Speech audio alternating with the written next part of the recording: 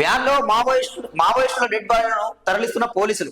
మారేడుమిల్లిలో మరో ఎన్కౌంటర్, 7 మావోయిస్టులు మృతి. వీరిలో 4 పురుషులు, 3 మహిళలు. మృతుల్లో టెక్ శంకర్, జ్యోతి, సురేష్ తదితరులు.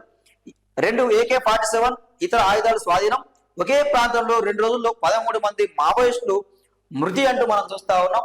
మారేడుమిల్లిలో ఇప్పటికే మావోయిస్టు పార్టీ అగ్రనేత హిడ్మా, అతని భార్య, ఇంకా 2 ఎన్కౌంటర్ కావడం జరిగింది. సరే, కొంతమంది ప్రజా సంఘాలు ఏమంటారు అంటే, లొంగిపోవడానికి హిడ్మా వస్తుండు, సంప్రదింపులు జరుపుతుండు, కానీ అతను కావాలని చెప్పి ఒక బూటకు ఎన్కౌంటర్ చేసిర్రు, పట్టుకొని మరి కాల్చి చంపిరని చెప్పి కొన్ని ప్రజా సంఘాలు అయితే మాట్లాడడం మనం చూస్తా ఉన్నాం. ఎట్లాగే హిడ్మా ఎన్కౌంటర్ జరిగిన 2 రోజులకే మళ్ళీ అదే మారేడుమిల్లిలో 7 మావోయిస్టులు ఎన్కౌంటర్ కావడం మనం వార్త చూస్తా ఉన్నాం. సో ఇది వార్త. ఆ 4 జాడేది దొరకని గణపతి, దేవ్జీ, దామోదర్, ఆజాద్ ఆచూకీ. గణపతి, దేవ్జీ, దామోదర్, ఆజాద్ ఇక మోస్ట్ వాంటెడ్ లిస్ట్ లో ఉన్న వాళ్ళు. వీళ్ళు దండకారణ్యంలో ఉన్నారా లేక పోలీసుల అదుపులోనా? వీళ్ళందరూ తెలంగాణకు చెందిన అగ్రనేతలే.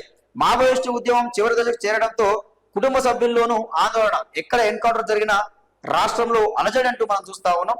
వాస్తవానికి ఎన్కౌంటర్ అనే వార్త వస్తే ఒక అలజడి అయిపోతా ఉన్నది, చూస్తా ఉన్నాం కదండి.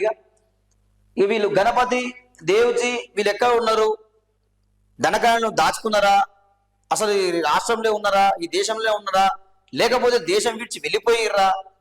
వీళ్ళ ఆచూకీ దొరకడం లేదట.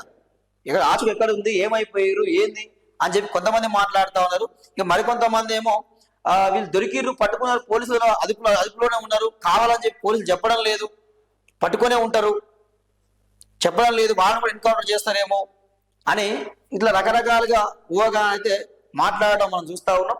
సో ఇది వార్త.